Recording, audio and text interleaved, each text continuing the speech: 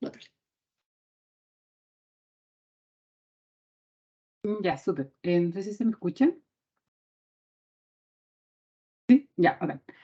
Bueno, este es un taller como genérico, como decía Amanda, de los procesos del comité. Nosotras, bueno, trabajamos en la unidad de ética, la verdad, y prestamos apoyo de gestión de los proyectos que pasan por el comité. Este es un taller específicamente para los proyectos FONDESI. Em, ¿Cómo presentar un proyecto para ser para que sea evaluado por el comité? Bueno, lo que nosotros sabemos que todos ustedes ya tienen ingresado el proyecto al sistema, porque tuvieron que hacerlo para postular al concurso. El sistema les generó un ID. Entonces, bueno, como digo, ya está ingresado. Lo que tiene que ocurrir ahora es que ustedes suban la documentación, dependiendo del tipo de proyecto de naturaleza en la investigación. Hay algunos proyectos que ya han sido declarados exentos, como es la primera ruta que se muestra acá, el número 1. Que eso implica que ustedes no van a trabajar con no personas, ni patrimonio, ni cultural, arqueológico, etcétera. Por tanto, se emite un acta de exento y ese documento ustedes tienen que enviarlo a ANIP, como a modo de que declaran o sea, que la unidad declaró que efectivamente es exento, como de respaldo. La segunda ruta es que el proyecto tenga evaluación expedita. Y esto implica que ustedes trabajan con bases de datos secundarias privadas, para las que poder acceder y poder utilizarlas es necesario algún tipo de autorización a personas o autoridades. Como dice el nombre, dado que es expedito, se revisan en reunión de directiva del comité que ocurre todos los martes. Y una vez que el proyecto está ok para ser ingresado a la próxima sesión, bueno, se hace y el comité en pleno aprueba el proyecto. Por tanto, la ruta es bastante rápida. Y la tercera opción es si la investigación implica participación de personas en cualquier tipo de levantamiento de datos. Ahí tienen que presentar toda la documentación respectiva, ya sea, bueno, mínimamente los consentimientos informados, los instrumentos, además del protocolo y otros mínimos. El proyecto es asignado a una sesión dependiendo del calendario y el proyecto es ingresado, pero antes de ese proceso pueden optar a la prerevisión, que es una instancia voluntaria. Más adelante vamos a especificar de qué se trata, pero lo que sí hemos visto en la práctica es que agiliza el proceso de aprobación.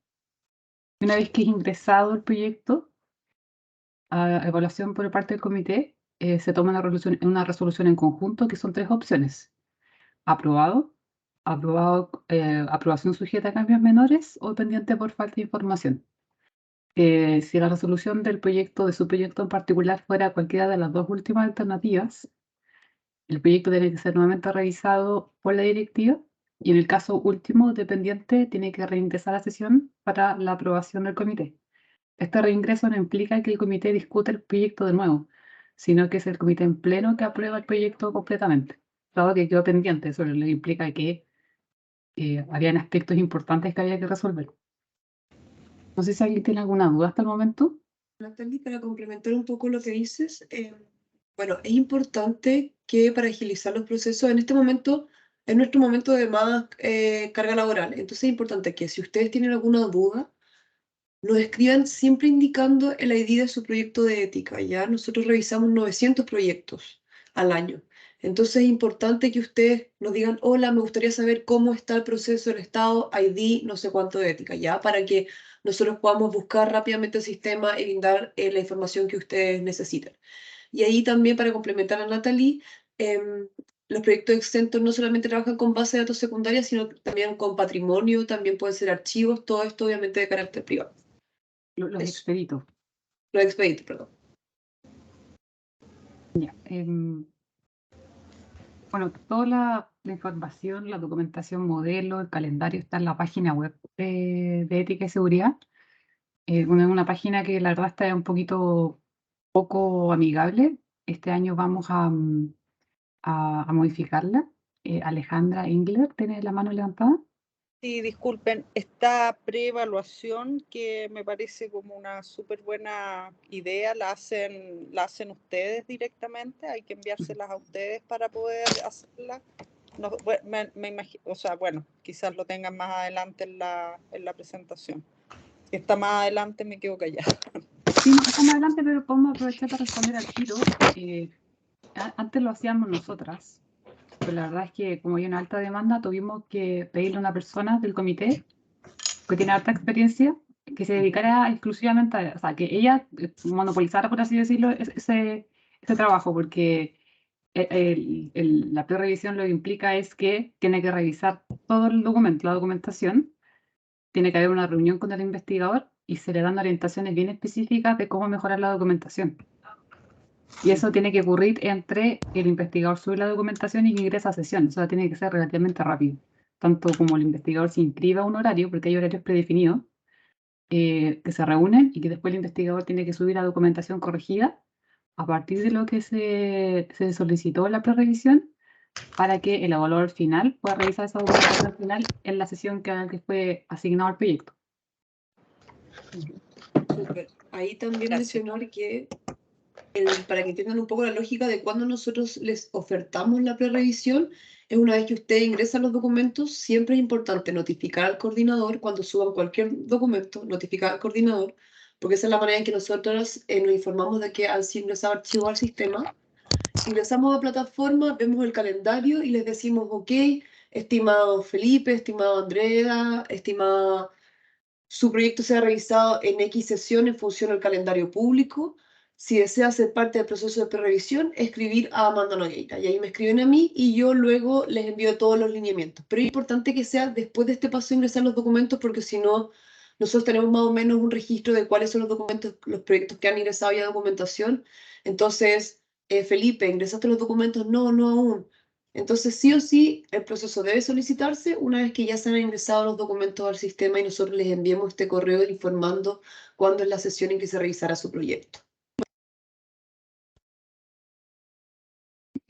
Gracias. Bueno, como comentaba, en la página web está toda la documentación, la información. Decía de que está un poco desordenada, lamentablemente, pero comunidad nos ganamos un fondo interno, TI, para poder mejorar la página.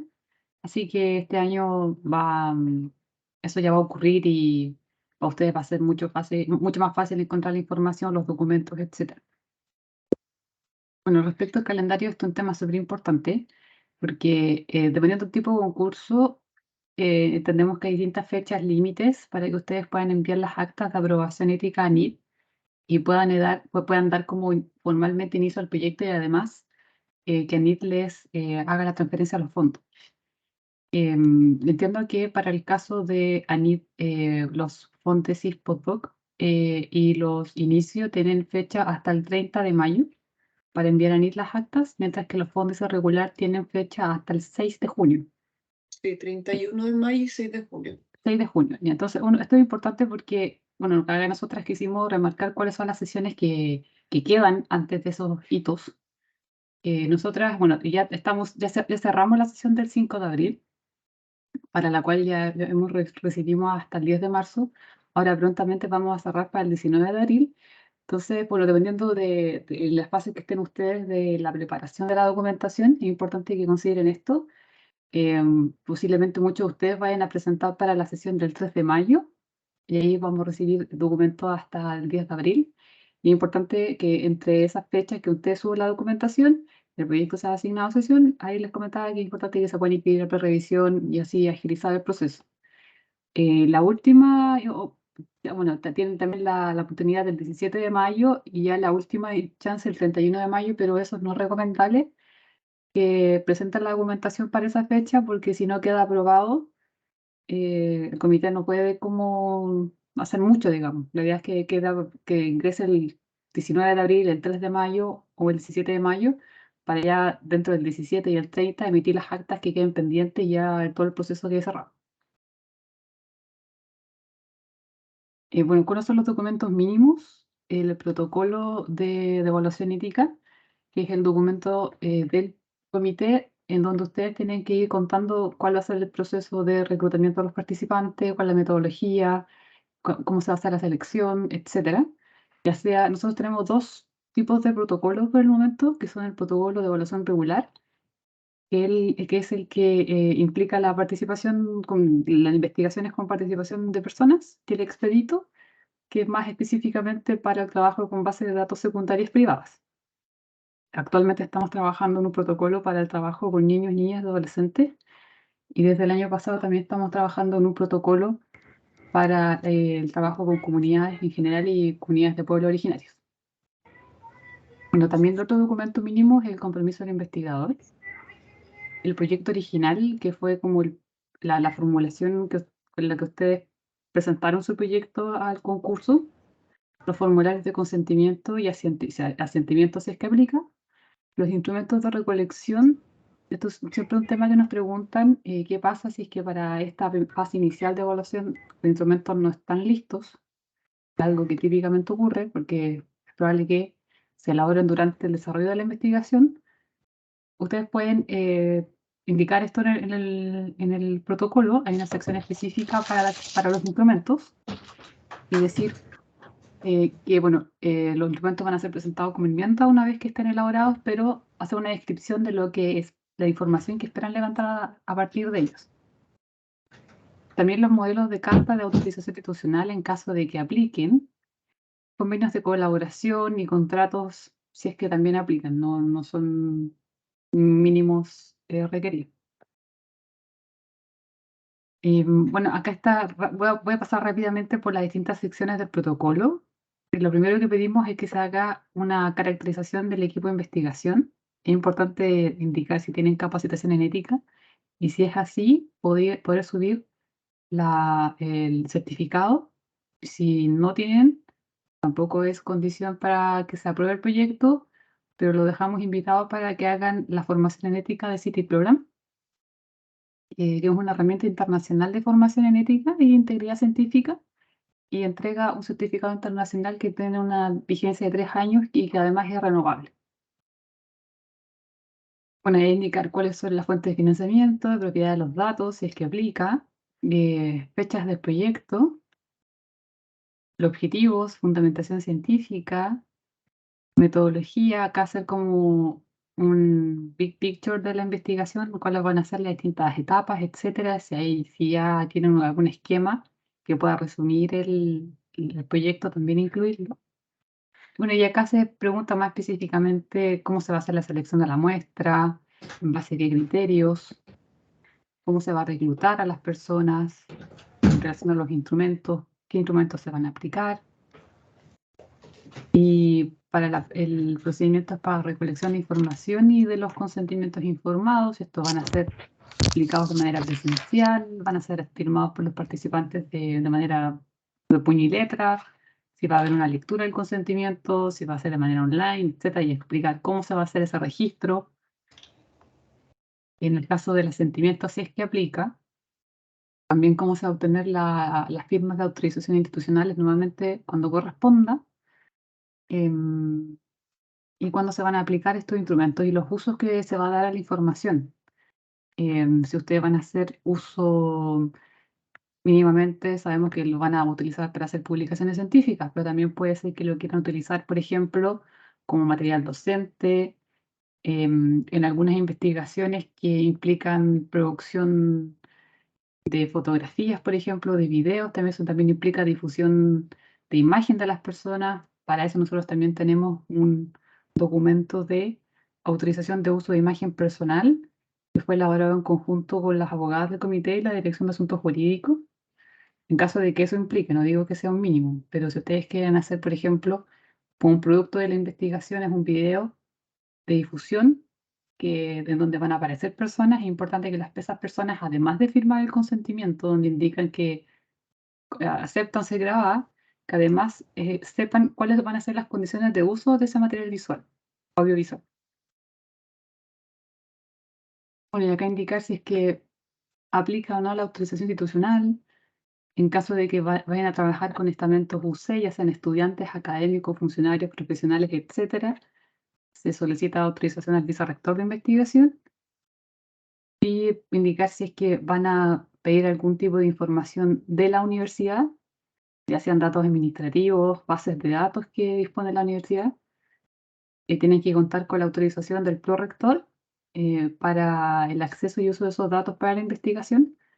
Y es importante que esta autorización ya esté gestionada cuando el proyecto sea presentado a evaluación ética, no tiene que ser después, porque nos pasa que investigadores se dan cuenta que una vez en la evaluación, que se requiere autorización del prorector, porque es un dato de la universidad, por tanto la universidad tiene que, la prorectoría, tiene que autorizar el uso de esos datos para la investigación.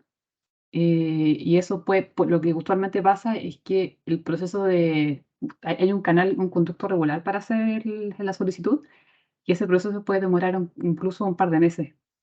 Entonces, es importante que lo consideren en caso de que aplique para sus investigaciones, y también en caso de que quieran aplicar, por ejemplo, encuestas, necesitan como bases de datos masivas de los correos de distintos estamentos UC, también se solicita a la Prorrectoría, porque es la Prorrectoría quien gestiona esa información, quien custodia esa información. Presentar información sobre riesgos-beneficios, si aplica o no, si hay beneficios directos o no para los participantes, algún tipo de incentivo, compensación, si es que las personas que participan están en alguna situación de vulnerabilidad y cómo ustedes van a mitigar cuáles van a ser las medidas de protección específicas para esos grupos en particular. Y esto también es importante, que tiene que ver con la cadena de custodia de la información, periodo de almacenamiento de datos, cómo se va a hacer la protección de la intimidad de la información, perdón, de las personas, por cuánto tiempo se va a almacenar la información, y una vez que termine el estudio, qué va a pasar con esa información. ¿Se va a almacenar de manera indefinida, por un periodo determinado? Luego que finalice ese periodo determinado, esa información se va a destruir, se va a disponer en un repositorio público, etcétera. Como eso es importante que todo eso sea especificado en el protocolo y además en el consentimiento informado. Y además considerar si eventualmente los datos van a ser utilizados para otras investigaciones, ya sea del propio investigador, del equipo de investigación, o si va a estar disponible para otro investigador y bajo qué condiciones. También específicamente, si es que la investigación implica la participación de miembros de pueblos originarios o indígenas. Esto es lo que tenemos hasta el momento, pero como les comentaba, estamos en trabajo de elaborar un protocolo específico para el trabajo con personas de los pueblos originarios, porque hay muchas consideraciones éticas que hay que abordar y que no hemos dado cuenta a partir de la revisión del proyecto. Entonces, hemos visto la necesidad que se amerita un protocolo específico para el trabajo con ese grupo. No sé si alguien tiene alguna duda hasta acá. Ahí para complementar tal vez a Natalie, es importante que cuando ustedes completen el protocolo, creo que tal vez estos son como los errores más comunes que vemos de los documentos, es que se brinda información escueta sobre las preguntas que nosotros realizamos. O sea, por ejemplo, solicitamos ver cómo va a acceder a los participantes o cómo los va a reclutar, y nos dicen por correo electrónico. No obstante, al comité le interesa saber cómo acceden a esos correos electrónicos. ¿Se está respetando la normativa legal para poder acceder a esa información? Tal vez va a ser otra persona la que reclute, y esa persona es el jefe o el director del establecimiento educativo, lo que hace que la voluntariedad de los posibles participantes se vea afectada. Entonces, es importante que ustedes vayan delimitando la ruta específica que van a seguir como investigadores e investigadoras para acceder a sus participantes, tanto a la información con la que esperan reclutarlo, como también a la instancia en que se van a aplicar los instrumentos, las dimensiones de los instrumentos, para ver si se abordan o no temáticas sensibles y es necesario algún tipo de protocolo de eventos adversos. Muchas veces, por ejemplo, investigadores e investigadoras plantean que van a trabajar con población vulnerable, pero no hay ningún tipo de reflexión en el documento sobre cómo esperan abordar el trabajo con estas personas, que obviamente es un grupo particular desde la ética de la investigación. Entonces, para que ustedes cuando completen el documento tengan eso en mente, ya que al comité le interesa saber todas esas cosas. Esto obviamente va a permitir que la primera evaluación sea más completa, y ya si obviamente son parte del proceso de prerevisión, va obviamente la documentación llegar con toda la información necesaria para su aprobación. Luego de que el proyecto es revisado ya en sesión, en pleno, existen estas 4 posibles resoluciones por parte del comité. ¿Se escucha bien, cierto? Súper. Tenemos primero entonces la resolución de aprobado. Aquí el proyecto es la mejor situación de todas, obviamente. Ingresa en perfectas condiciones y el acta ya puede ser emitida luego de que la sesión ha finalizado. Para que ustedes también tengan en cuenta nuestros plazos, que con Natalie somos las personas que emiten estas actas, nosotros sesionamos todos los días miércoles, ¿ya? Por lo general, el día jueves y viernes emitimos las actas de los proyectos que son las enmiendas, las renovaciones, los proyectos pendientes que habían quedado en las sesiones anteriores y también los proyectos aprobados. Entonces, su proyecto, si queda aprobado en esa primera instancia, va a contar con el acta a más tardar lunes o martes de la siguiente semana de la sesión, ¿ya? Para que también esa ansiedad que a veces uno tiene por tener ese documento baje un poco y ustedes tengan claro ese plazo. Luego tenemos la categoría de aprobación sujeta a cambios menores.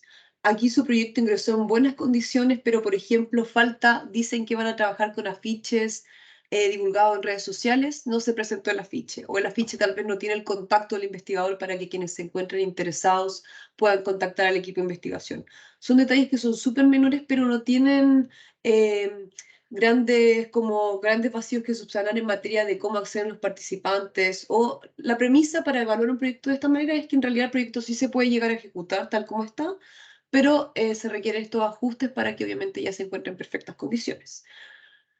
Luego tenemos la categoría pendiente por falta de información. Aquí obviamente ya los documentos carecen de la información necesaria para su evaluación. Tal vez, por ejemplo, se dice que utilizará correos, pero no se menciona cómo acceder a los correos. Se dice, por ejemplo, que trabajará con niños y niñas y nunca se presenta el consentimiento informado. Es importante que ustedes también evalúen la coherencia dentro de los documentos que ustedes presentan. Suele suceder que, por ejemplo, el protocolo dice una cosa y después no se presentan todos los instrumentos que son mencionados en el protocolo, o viceversa, se presentan instrumentos que no son mencionados en el protocolo, o también procesos, o por ejemplo presentan la autorización de uso de imagen, pero en su protocolo ni en su consentimiento nunca mencionaron que iban a grabar las imágenes de estas personas. Entonces ahí el comité obviamente se va a preguntar para qué se van a utilizar estas imágenes, cuándo los participantes van a autorizar, por qué metodológicamente se justifica grabar las imágenes de estas personas, entendiendo que es un recurso súper sensible hoy en día en una era digitalizada. Tanto el proyecto con aprobación sujeta a cambios menores y pendiente por falta de información recibirá las observaciones a las que debe responder a más tardar por lo general al lunes siguiente de la semana en la que sesionamos, ¿ya? O sea, los evaluadores ingresan las observaciones al sistema. Yo con Natalie las tratamos de perfilar en caso, por ejemplo, que digan que tienen que presentar la autorización de proyectoría. Tratamos de facilitar el link para que puedan acceder ahí mismo y no tengan que tal vez rebuscarse buscando esa información. ¿Cuál es la diferencia? Natalie ya la anunció al inicio. El proyecto con aprobación sujeta, cuando responde a todas las observaciones, es revisado los días martes en reunión de directiva y si se constata que está todo ok, el proyecto es aprobado en esa misma instancia. O sea, podría llegar a ser la semana siguiente de la sesión. En cambio, el proyecto pendiente por falta de información deberá sí o sí esperar a ingresar nuevamente a sesión de comité, lo que sucede cada 2 semanas. Entonces, obviamente, hay un plazo de aprobación mayor. Hay un plazo interno que con Natalie y la directiva manejamos, que es el de los días lunes a mediodía, ¿ya? O sea, por ejemplo, si nosotros enviamos las observaciones a cualquiera de estos dos proyectos, ya sea aprobación sujeta o pendiente por falta de información, el día viernes de la sesión, de la semana en que sesionamos, y ustedes contestan a todo, presentan los nuevos documentos antes del día lunes a mediodía, su proyecto va a estar dentro del plazo para que sea revisado el día martes en reunión de directiva.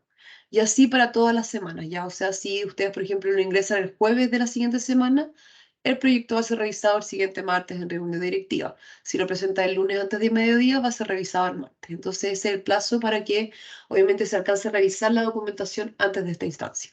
Y luego tenemos la última categoría, que es no evaluable por falta de información.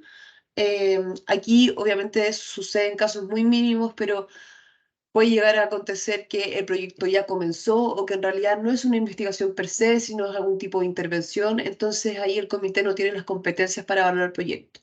Se destaca que el comité no realiza evaluaciones retroactivas, por ende, cualquier proceso de levantamiento de información que ustedes hayan realizado sin la aprobación del comité no va a contar con la aprobación o la validez de aprobación de nuestro comité. No podemos aprobar retroactivamente los procesos, ya porque así nosotros no tenemos cómo verificar que efectivamente, como ustedes mencionan que se realizaron las casas, fueron ejecutadas de tal manera.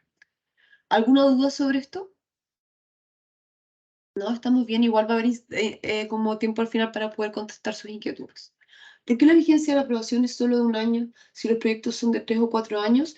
Bueno, digo, lo que suele suceder, no es en todos los casos, pero muchos proyectos van solicitando modificaciones a los proyectos. O sea, por ejemplo, se amplió la muestra, o tal vez necesitamos acceder a otro territorio, o tal vez, sabes que ya no necesitamos acceder a través de, o sea, ya no necesitamos acceder a través del territorio, lo vamos a hacer de forma online.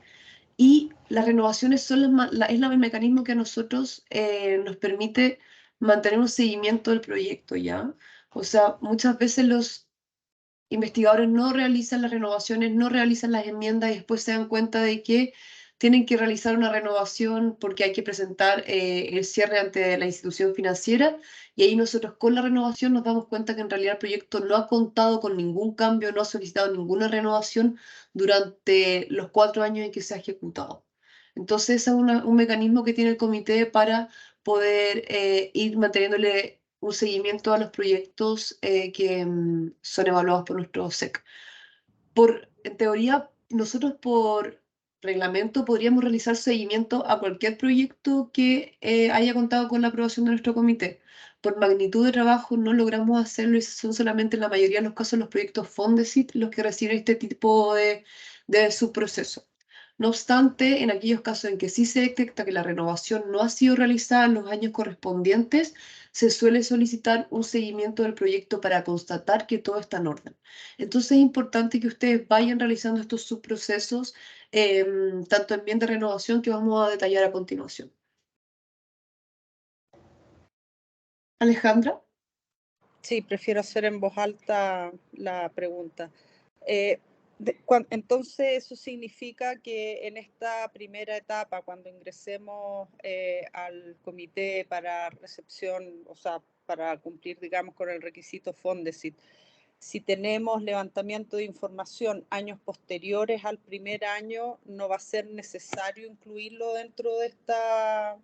No va a ser necesario incluirlo dentro de esta presentación, porque nosotros tenemos, por ejemplo, levantamiento de información inicial, pero después tenemos seguimiento en el año 3 y otra en el año 4. ¿Presentamos todo al tiro o vamos presentando por partes? Eso, el proyecto se evalúa en su totalidad. Eso es súper importante. Muchas gracias por la pregunta. El proyecto es evaluado en su totalidad, no por partes. O sea, el piloto es parte del proyecto de investigación. El testeo con expertos también es parte del proyecto de investigación. Después, la comparación de los dos grupos de experimentación también son parte del equipo, o sea, del proyecto de investigación. Y el comité tiene que evaluar la totalidad de documentos. Esto también muchas veces sucede porque, por ejemplo, hay 8 etapas del proyecto y se espera que los actores, por ejemplo, niños, niñas y adolescentes de establecimientos educativos, participen de esas 8 actividades dentro del horario escolar, dentro de la sala de clase en horario de matemática. Entonces ahí, por ejemplo, el comité podría llegar a pesquisar que los niños, niñas y adolescentes están perdiendo instancias en que pueden pasar el contenido que está determinado por currículum, el docente también se ve perjudicado. Entonces el comité necesita ver la totalidad del proyecto. Puede ser que ustedes no tengan claridad total de todas las etapas, entendiendo que hay algunas etapas que las van a desarrollar en 4 años o en 3 años.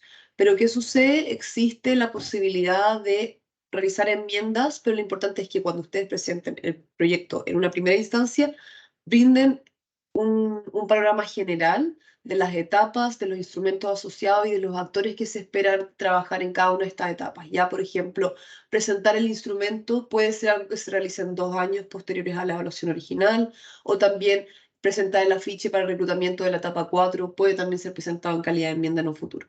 Pero el proyecto sí debe ser evaluado en su totalidad inicialmente, ya puede ser en un esqueleto, con las etapas que no se tienen claras y con el detalle correspondiente para aquellos pasos que se esperan realizar de forma más temprana. ¿Sí? ¿Resolví tu duda? Alejandra, ¿resolví tu duda?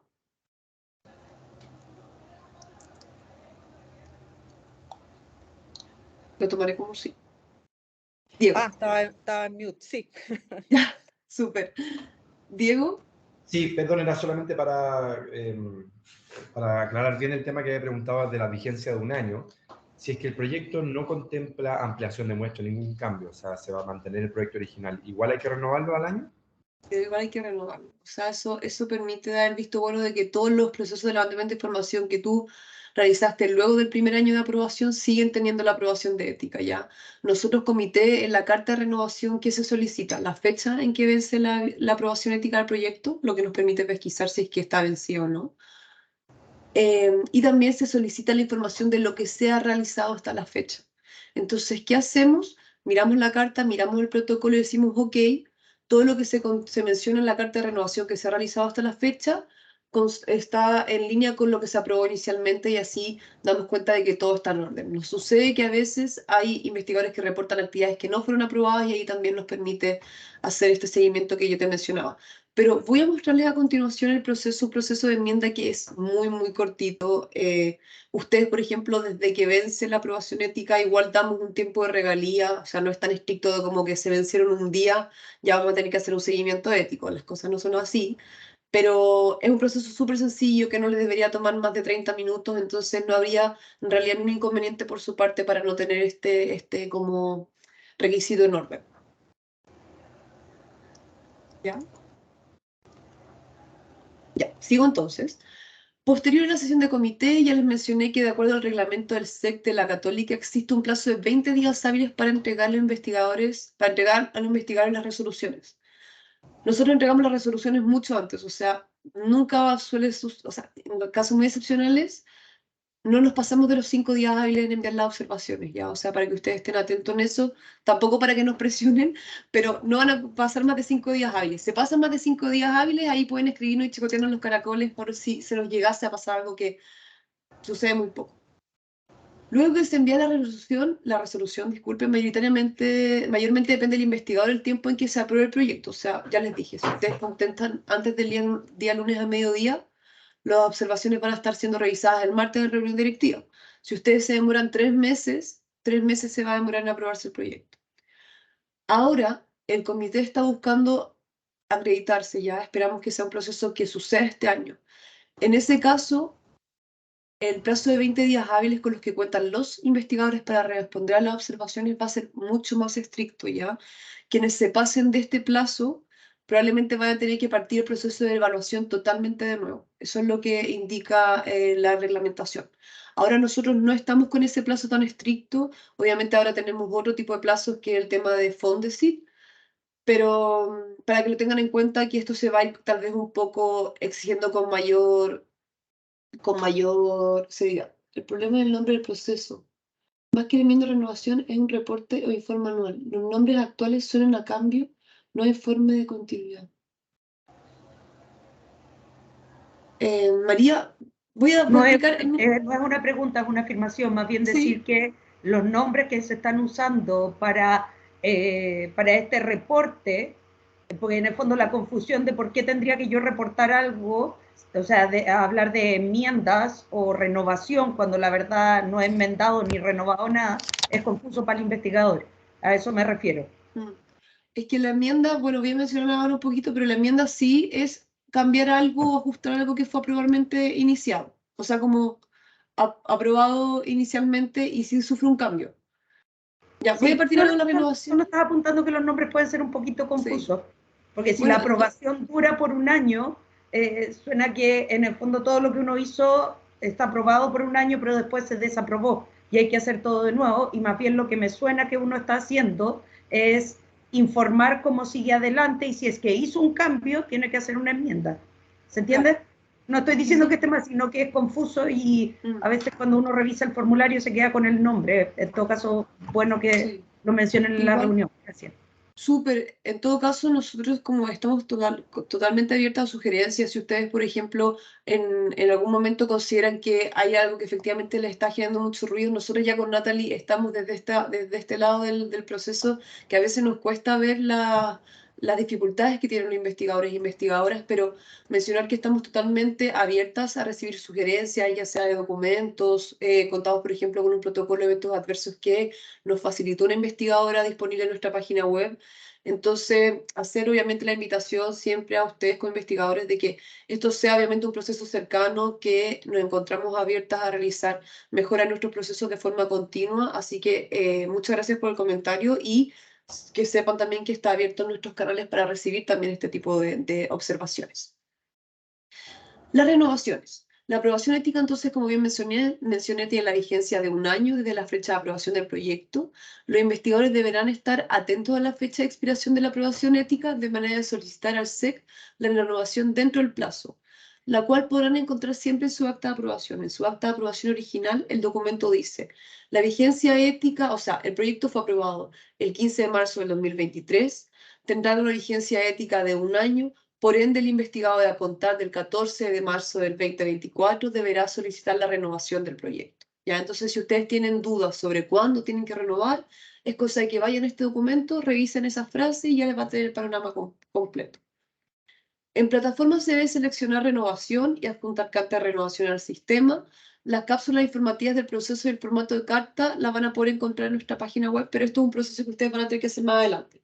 Pero acá es importante que ustedes también tengan claro los plazos que mencioné de los lunes a mediodía. Si ustedes, por ejemplo, quieren solicitar una renovación y la presentan antes del lunes a mediodía, esta va a ser revisada el martes en reunión de directiva. Si se constata que está todo ok, la renovación ingresa a la siguiente sesión para ser derechamente aprobada.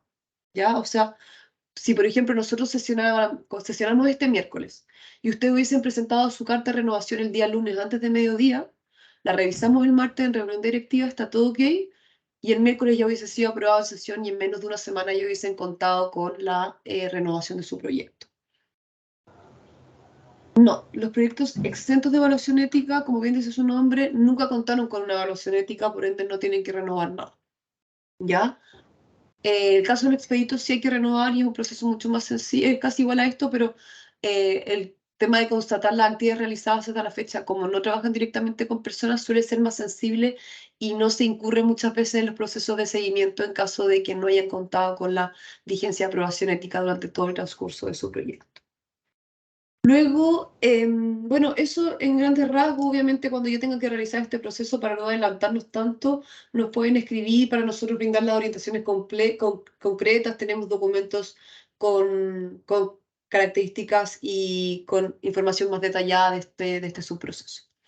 Por su parte, la enmienda, como la aprobación ética de un proyecto comprende la totalidad de sus elementos tales como financiamiento, equipo de investigación, muestra, reclutamiento, procedimientos de recolección de datos, instrumentos, análisis, cadenas de custodia, entre otras cosas, cualquier modificación en la investigación debe informarse al comité de manera previa a su ejecución, en la forma de una carta de enmienda en la que ingresa a la sesión inmediatamente próxima a su discusión. Lo mismo, o sea, por ejemplo, ustedes quieren presentar un instrumento y se dan cuenta de que la siguiente sesión es el 22 de marzo.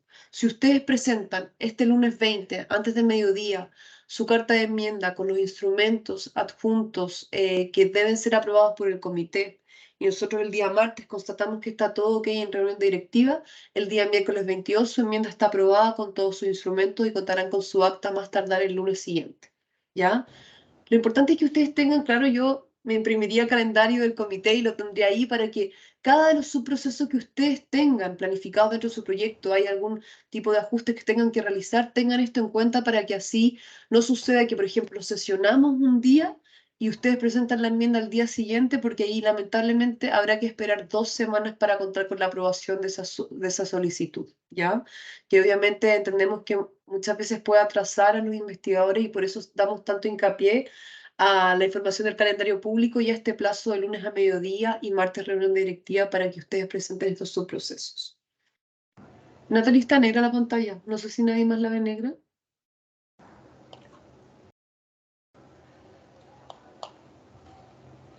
¿Ustedes logran ver la presentación? Sí, sí. Ya, no sé qué estamos presentando, pero espérame que tengo la presentación aquí, así que puedo ir viéndola. En revisión, ya. Enmiendas, bueno, tanto las solicitudes de renovación como las de enmiendas son responsabilidad exclusiva de los investigadores, ¿ya? Déjenme ver si me salta algo más de la enmienda. Los procesos de enmienda no renuevan la vigencia de aprobación ética, eso es súper importante. Muchas veces alguien presenta una enmienda y cree que con eso se está renovando la aprobación ética cuando esto no es así. Sin embargo, nosotros también contamos con un subproceso que es de enmienda y renovación, en caso de que ustedes quieran realizar un ajuste, pero al mismo tiempo tengan que renovar la vigencia de aprobación ética de su proyecto. Así no tienen que realizar dos subprocesos, sino que pueden solicitar todo en una sola carta.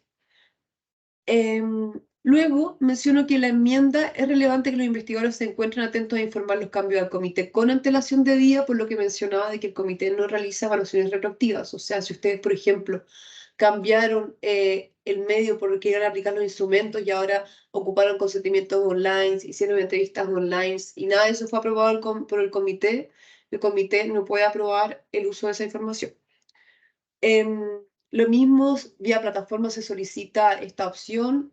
Ahí nosotros ya estamos también generando unos manuales y unos videos que esperamos estén prontamente disponibles en página web con la información ajustada, porque nuestra plataforma ha sufrido algunas mejoras. Pero es un proceso sencillo y ya les digo, para no abrumarlos con información, más adelante cuando quieran realizar este subproceso, nos pueden escribir directamente para brindarles los detalles del paso a paso de nuestra plataforma, que es el medio oficial por el cual se tienen que realizar todos estos subprocesos. En la plataforma, a ver, me preguntan por acá. En la plataforma. Ay, perdí el mensaje. En la plataforma, ¿hay que enviar todos los documentos bajo el rótulo evaluación original? No.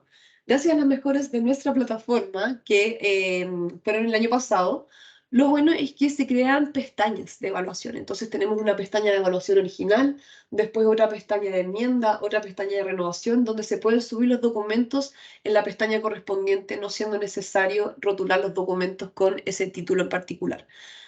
Sin embargo, destaco que es importante que cuando ustedes ingresen los documentos, después tal vez, Natalie, podemos mostrarle un poco la plataforma para que tengan claro cómo funciona. Hay que ingresar los documentos bajo el título de cada uno de los documentos. O sea, por ejemplo, muchas veces sucede que se ingresa el protocolo de evaluación regular y abajo de eso, no me refiero a qué documentos son. Claro, o sea, es que como te menciono, si son documentos de la evaluación original, van a estar en la pestaña de evaluación original. Si son documentos de la pestaña de la solicitud de enmienda, van a encontrarse en la pestaña de enmienda, no siendo necesario especificar el nombre porque al estar en ese subproceso se entiende que corresponde a esa solicitud en particular y no a la evaluación regular. Perdón, ¿Se entendió? para aclarar la pregunta, lo que pasa es que en la pestaña evaluación original no aparece ningún documento. Aparecen en la otra pestaña, bajo el rótulo, bajo el título, evaluación original, son como 8 documentos. ¿Tengo que subir esos 8? Esa es mi pregunta. No, a ver, ¿tú dices para presentar una enmienda? No, me imagino que lo hay que presentar ahora de evaluación original, ¿o no? Sí, Sí. de evaluación original. Sí, sí, sí. Ya, Es lo que está estoy abierto preguntando. ahora. Es lo que está abierto por defecto. Y eso, Es que en la eso, pestaña de evaluación original no aparece ningún documento. Dice, suba el documento. Y no sé qué documento quieren que suba. Pero eso, Bueno, es que cuando a ustedes ingresaban la solicitud al sistema, les llegó un correo informando los documentos que tenían que subir. ¿Cuáles son? El protocolo de evaluación regular, que es el documento que hemos visto en detalle, que es el más importante para la evaluación del documento. Los compromisos del investigador, que también van a poder encontrar en el link que yo dejé en el chat. Los modelos de carta de autorización institucional en caso que trabajen con instituciones, los consentimientos y asentimientos informados. Y ahí obviamente hay un montón de otros documentos que dependerán de la naturaleza de su proyecto, autorización de uso de imagen, pauta de entrevista, pauta de cuestionario, entre otras cosas. O sea, están los documentos base, que son los que, si ustedes revisan la notificación que ingresamos al sistema y también revisan el link que yo les envié, van a poder encontrar listados los documentos mínimos y ahí obviamente ya se van sumando los otros documentos que ustedes tienen que ingresar dependiendo de su proyecto en particular. ¿Se entendió, Rodrigo? Creo que sí. Entonces en mi pregunta me se responde sola. Entonces son todos los documentos que aparecen ahí abajo, que son los mismos que mencionaste. no Lo son mismo todos, que- O depende sea, de en caso son la... todos. La lista que tienen ustedes es la que me aparece a mí en mi plataforma, por lo menos. Sí, esa es la lista. Sí, Ya. pero como para no todos los casos va a aplicar una carta de autorización institucional, va a depender si es que aplica para la investigación, lo mismo con asentimiento informado, convenios de La colaboración. carta no aparece en la lista, por eso lo pregunto. ¿Cuál carta? El modelo de carta, no aparece ningún modelo de carta en la lista de la pestaña que dice evaluación original, o sea, que dice documentos, las plantillas, no están las Ya, plantillas. lo que pasa es que en la plataforma hay etiquetas que están predefinidas Pero también hay otra etiqueta que se llama otro. Y ahí ustedes pueden ingresar el nombre de esa etiqueta, dependiendo obviamente de la naturaleza de la investigación. Lo No, que pero hay hasta el está diciendo momento en es... plantilla. En plantilla. Ah, Las bueno, pero plantillas, también... claro, en plantilla son los documentos mínimos que ustedes tienen que ingresar. Y ya Ya. en nuestra página web, donde está el link que yo mandé, van a poder encontrar los otros modelos tipos de documentos que tenemos que van a depender de si su proyecto los requiere o no. Perfecto. Y luego que la pregunta, ¿hay que escoger entre la expedita y la otra o hay que mandar las dos? No, o- como bien mencionamos al inicio de la presentación, deben completar el protocolo regular quienes trabajen directamente con personas y deben completar el protocolo de evaluación expedita quienes trabajen solamente con material, archivos, bases de datos, patrimonio o cualquier material de tipo privado, ¿ya? O sea, que ustedes tengan que realizar una solicitud para poder acceder a él, pero que no trabaje con personas, o sea, es exclusivo para proyectos que no trabajen con seres humanos, que trabajen con seres humanos, independiente que trabajen con base de datos secundaria, tienen que pasar por una evaluación regular y completar el protocolo de evaluación regular. Ok, gracias. Súper. Ya, entonces continuamos con el tema de la enmienda. Ya les dijimos, todas las solicitudes de renovación como las enmiendas son de responsabilidad exclusiva de los investigadores. Obviamente siempre con Natalie vamos a estar aquí para poder orientarles en estos subprocesos y si corresponde o no revisar una solicitud. Hay a veces que nos dicen como, tengo la carta de compromiso de confidencialidad firmado, ¿requiere o no requiere una enmienda?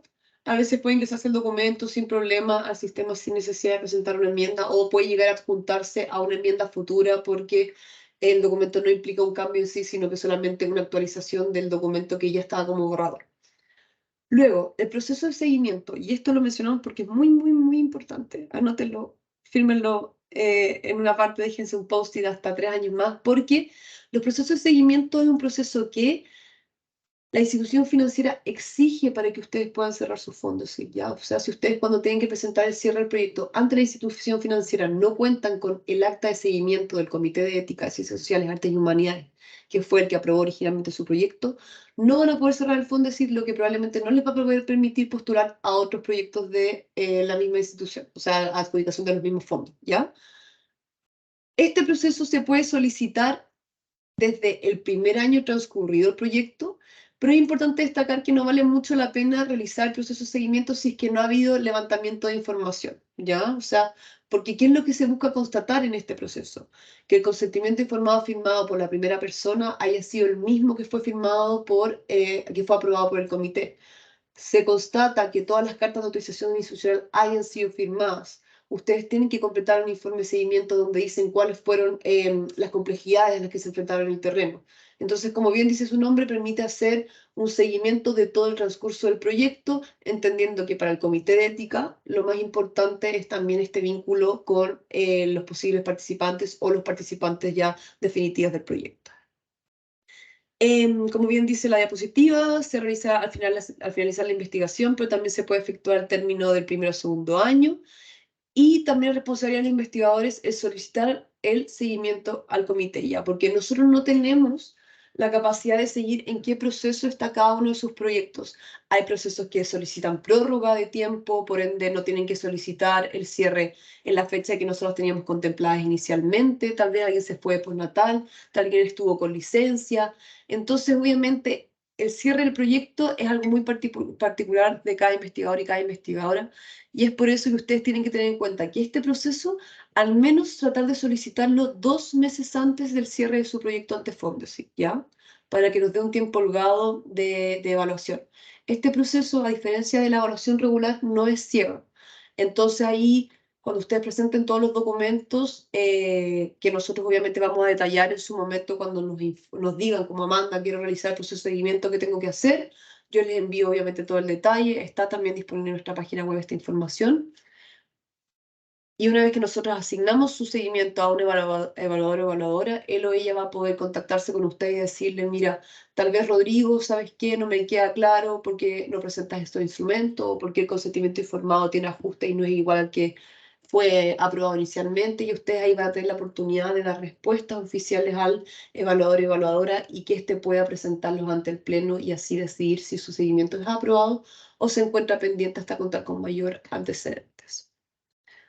Y ya, por último, el tema de las prerevisiones.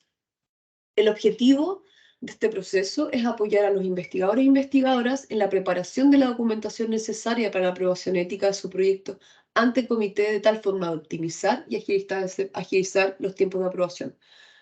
Hemos visto muy buenos resultados en cuanto a los tiempos de aprobación de los proyectos que pasan por revisión, o sea, los proyectos que no cuentan con prerevisión suelen quedar pendientes en un mayor número que aquellos que sí cuentan con prerevisión. Es llevado a cabo por un miembro regular del comité, entonces también tiene un espíritu formativo. Se espera que ustedes ahí con esta interacción puedan entender los criterios de evaluación de nuestro comité y así obviamente familiarizarse y poder reflexionar de forma más profunda con las etapas que requieren una reflexión ética. Y no constituye una revisión ética formal del proyecto. No obstante, cuando se realiza el proceso de prerevisión, su prerevisora les brinda una minuta con los cambios que ustedes tienen que realizar y eso sí es un antecedente para la evaluación, ya entendiendo que los recursos, tanto humanos como económicos, son limitados. Si ustedes, por ejemplo, fueron parte del proceso de previsión y se da cuenta de que no contestaron a ninguna de las observaciones realizadas en esta instancia, el proyecto va a quedar pendiente, ¿ya? Porque obviamente era lo que había que mejorar para que el proyecto fuese aprobado, porque presentase la documentación de buena manera. Adiós, Diego. Podemos enviarte el fin de la presentación y la grabación si así lo deseas. Nos puedes escribir en nuestro correo. Así que eso. Obviamente, cuando realicen el proceso de prerevisión, lo importante es contestar a todo lo que su prerevisora les sugirió y aprovechar, o sea, cumplir con los plazos de ingresar los documentos a tiempo para que su evaluador o evaluadora pueda revisar los documentos ya ajustados en sistema, ¿ya? Porque se entiende que obviamente los documentos ajustados tienen que cumplir con un plazo. Nosotros el plazo es de una semana antes de la sesión asignada para que así su evaluador o evaluadora revise estos últimos documentos. El proceso, como bien mencionó la diapositiva, es voluntario, pero los invitamos a ser parte de él. Ya por último, tenemos nuestras redes sociales, en caso de que quieran estar al tanto de cualquier novedad, y nuestros correos electrónicos para que puedan escribirnos cuando así lo deseen. Pablo me pregunta en el chat, ¿es posible que producto de la naturaleza de las imágenes que uno quizás necesite utilizar no tenga autoría clara, redes sociales o memes? ¿Es posible realizar ilustraciones de propia autoría para tener una presentación que permita el análisis tal como el pasado en las enciclopedias? ¿Eso implicaría que un proyecto ligeramente exento tenga que tramitar una enmienda? En caso de que un proyecto exento tenga que tramitar una enmienda, automáticamente se va a tener que convertir en un proyecto de evaluación expedita, ¿ya? O sea, el proyecto exento no está exento porque en teoría no requiere ningún proceso de evaluación por parte del comité de ética. Entonces, en caso de que sí sufra algún ajuste, pasaría a la calidad de expedito. Y No, anda, espera un poquito, también puede pasar a la calidad de evaluación regular. sí, Si es que ustedes van a implicar van a hacer que participen personas, pero hay un tema ahí que ese cambio debería ser inicialmente aprobado por ANIT. O sea, es porque ustedes levantaron una solicitud de ANIT y ustedes van a modificar la metodología que fue aprobada por ANIT. Por tanto, es importante que presenten que ANIT previamente haya aprobado eso. También nos pasa, y esto es algo que muchos investigadores nos comentan, que hay diferencias para la misma respuesta. Distintos ejecutivos de ANIT responden cosas distintas. Entonces, hay algunos que nos dicen, no, es que lo que está pidiendo ANIT es que primero el comité de ética lo apruebe y después ANIT lo apruebe. Ya también pasa eso, y eso no es algo que a nosotros no nos corresponda, digamos. Si ANIT insiste en que nosotros tenemos que aprobar primero eso, bueno, lo podemos hacer, ¿ya? Pero por defecto, la verdad es que ustedes deberían decir, mira, sabes que voy a cambiar la metodología, ANIT lo aprobó, acá está la constancia de aprobación de que ANIT nos aceptó la modificación, porque eso también puede tener repercusiones en la rendición de cuentas de recursos, etc. Perdón, quisiera hacer una pregunta para no escribirla. ¿Qué define que una imagen tenga propiedad? Porque en Estados Unidos, por ejemplo, existe una cosa que se llama Fair Media, en el que uno puede utilizar de lo que circula en los medios todo, porque están los medios. Y no hay una aprobación ética de parte, porque si no, yo no le puedo pedir al Mercurio una imagen para decirle, te voy a decir que esa imagen, por ejemplo, está errada en su lectura. Simplemente uso las imágenes del New York Times porque es un juego de fair play el que yo pueda criticar eso que ellos usan. Obvio. ¿En Chile eso está reglamentado? En esos casos, por ejemplo, eso entra en la categoría de información pública, Pablo. O sea, todos los diarios, todo lo que tú puedes encontrar en una biblioteca, todo eso puede hacer uso indiscriminado y sería un proyecto exento, ¿ya? Okay. Pero en cambio, por ejemplo, ¿qué pasa si tú utilizas imágenes de gente que tiene sus cuentas de Instagram públicas? O sea, ahí ya el dilema empieza a ser otro, ¿ya? Es un tema que a pesar de ser una información pública, hay una imagen de una persona en particular en donde esa imagen no fue publicada con propósitos de investigación y ahí los criterios aún no están totalmente definidos, pero es un debate que tiene que hacerse en el pleno.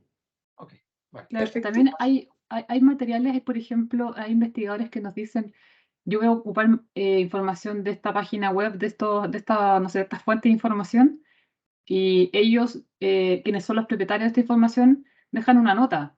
Usted, no sé, que está visitando la página, puede utilizar esta información siempre y cuando nos cite, o diga que esta información fue sacada de.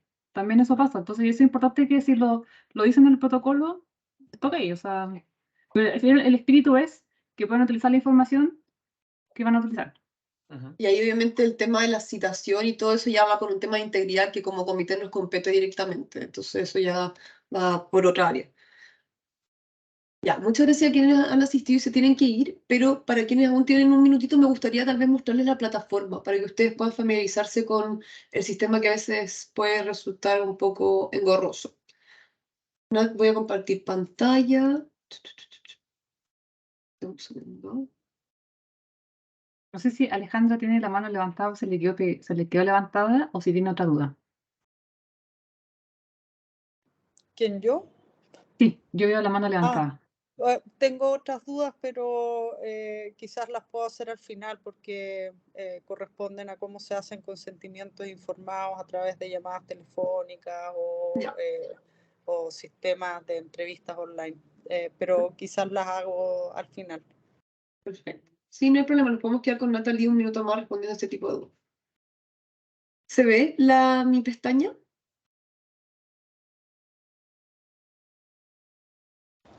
¿Se ve, Sí, Natalie? se ve.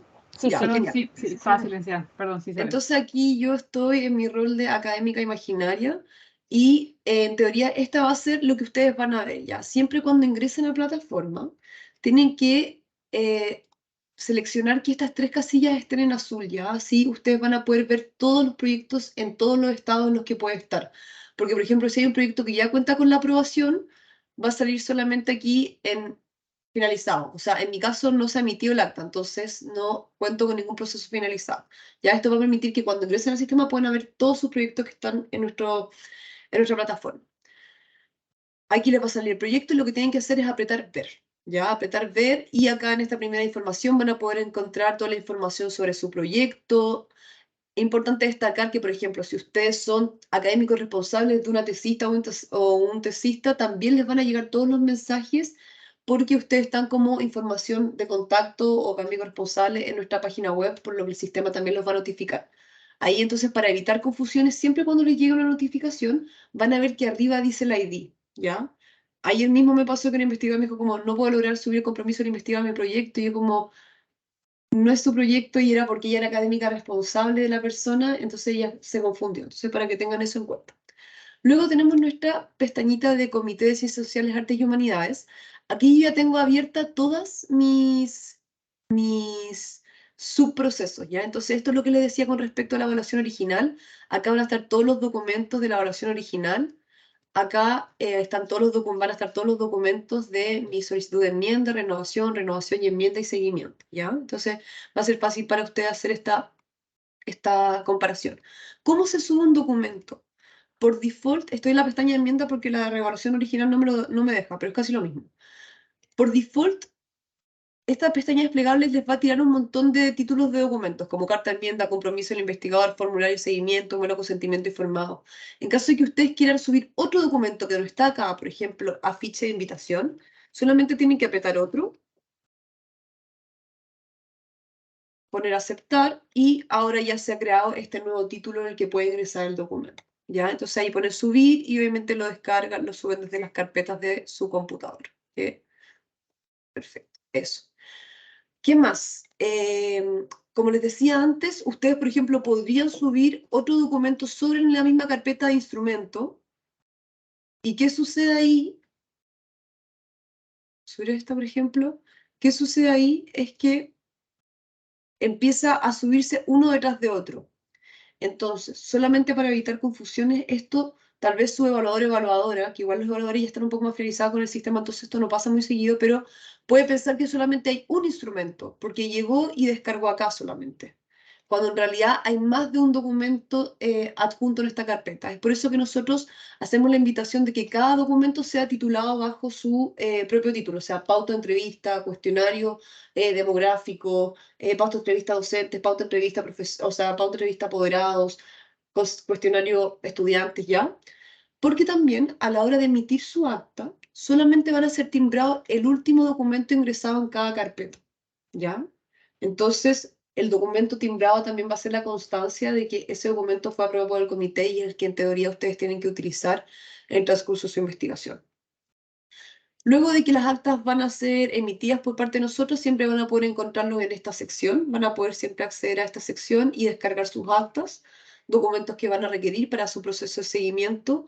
Y nada, en realidad eso es como lo más importante, enviar notificación al coordinador, es el mensaje que les dije que tienen que apretar una vez han ingresado documentos al sistema para que así nosotras sepamos que han ingresado documentos al sistema y así acusar recibo, ingresarlo a la reunión o a la sesión que corresponde.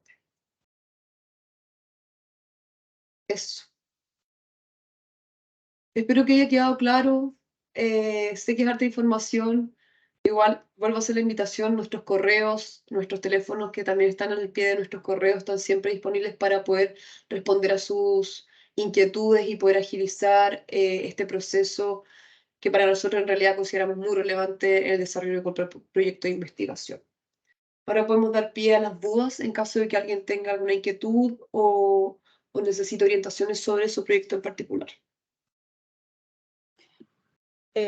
Sí, yo me quedo con la pregunta que tenía ya, que ya les había comentado, porque, claro, hoy día se están haciendo muchas entrevistas vía teléfono y sobre todo vía Zoom, qué sé yo, utilizando todas estas plataformas.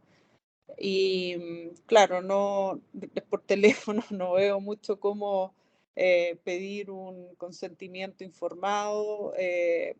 Uno puede decir, te voy a enviar el consentimiento vía correo para que lo firmes, pero la verdad que probablemente eso nunca va a llegar. Lo mismo yo creo que con las invitaciones a Zoom es mucho más difícil, digamos, controlar que la persona efectivamente firme y te mande el documento de vuelta. Entonces, eso a veces hay personas que tú contactas por teléfono que ni siquiera tienen muchos accesos, por ejemplo, trabajando con pequeños productores, que es mi caso, que no tienen mucho acceso a tecnologías, yo los puedo llamar por teléfono, pero más allá que eso no voy a poder sacarles, digamos. Aquí es importante que ustedes entiendan que, a diferencia del derecho, el comité no tiene reglas claras, o sea, todo va a depender del contexto de su proyecto de investigación, ¿ya? Entonces es importante que ustedes sean propositivos a la hora de presentar su protocolo, brindando todas las condiciones de por qué, por ejemplo, es necesario realizar el proceso de consentimiento informado vía telefónica, por lo que tú mencionas, las personas no tienen acceso a internet, tal vez en algunos casos las personas no saben escribir o leer, entonces no tiene mucho sentido pasarles un documento que tengan que firmar. Lo que sí hay que tener claro es que el proceso de consentimiento informado es algo que está estipulado por ley y que sí o sí hay que hacerlo. Entonces, Alejandra, existen varias como opciones para lo que tú planteas. Primero tenemos, por ejemplo, contamos con modelos de formulario online en nuestra página web. Tú podrías hacer un formulario Google Form en donde la persona no tenga que firmar un documento, sino que solamente ponga aceptar, ¿ya? Ese podría ser un link que tú le envías a través de WhatsApp, que gestionas antes de hacer esta entrevista a través del teléfono. También podría ser que el proceso de consentimiento sea efectivamente oral y tú lo digas verbalmente y que la persona consienta y todo eso quede grabado en audio. Las alternativas yo creo que van a depender un poco de la naturaleza de tus participantes, pero como bien menciono, no es que si tú quieres hacer consentimiento formado a través de este medio esté mal. simplemente es un proceso que sí se tiene que hacer, adecuándose a las características de los participantes y tú obviamente brindando los detalles necesarios en el protocolo para entender cómo este proceso va a ser llevado a cabo. ¿Ya? Sí, Perfecto. o sea, el tema es que tiene que estar justificado porque se requiere la modalidad online o telefónica de registro del consentimiento. Y ahí lo que va a pedir el comité es, como para el tema del seguimiento, nosotros pedimos las firmas de los consentimientos informados firmados. Pedimos para el seguimiento, en este caso, si se hace registro telefónico o de otra manera, o de presencial puede ser, pero se registro mediante una grabadora de audio, el comité va a pedir la Audio. grabación de la lectura y de la aceptación de la persona que dice sí, le aceptó participar. Ahí, Porque ese es el medio de verificación de que la persona aceptó participar en la investigación bajo las condiciones que ustedes le indicaron. y ahí Perfecto. obviamente tú, Alejandra, vas a tener que consultar cómo va a ser el proceso de anonimización, porque si la persona dice como yo, Juanita Pérez, acepto hacer parte de la entrevista, cuando presentes eso vas a también tener que, o cuando tú almacenes esa información, cuáles van a ser los como paso a paso que vas a llevar para brindar la confidencialidad que se requiere de esa información y evitar como posibles divulgaciones de nombre de tus participantes. Pero como dijo Natalie, como dije yo, es un proceso que si el comité acepta, solo tienes que brindar los antecedentes necesarios para comprender por qué va a ser así y el detalle de cómo se va a ejecutar. Ujú. Perfecto. Eso. No sé si tienen más preguntas, solo estamos con Natalia acá y contigo, así que ya podríamos, yo creo que ir finalizando en caso de que no haya más dudas. Está bien, no, está bien. Voy a leer los documentos y ahí si tengo alguna consulta por por correo y Puede ser por teléfono también. irme en la preevaluación también, que me parece una súper buena instancia. Excelente. Nuestros correos están disponibles y nuestro número de teléfono también para que nos llamen ante cualquier duda. Sí, perfecto. Súper, Alejandra. Muchas gracias, muy Que estés bien. interesante e informativa. Ya, me Que estés encanta. muy Que bien. estés bien. Adiós. Chao. Muchas Chao, gracias. Chao, Chao, chao. Natalia, que estés bien. Chao.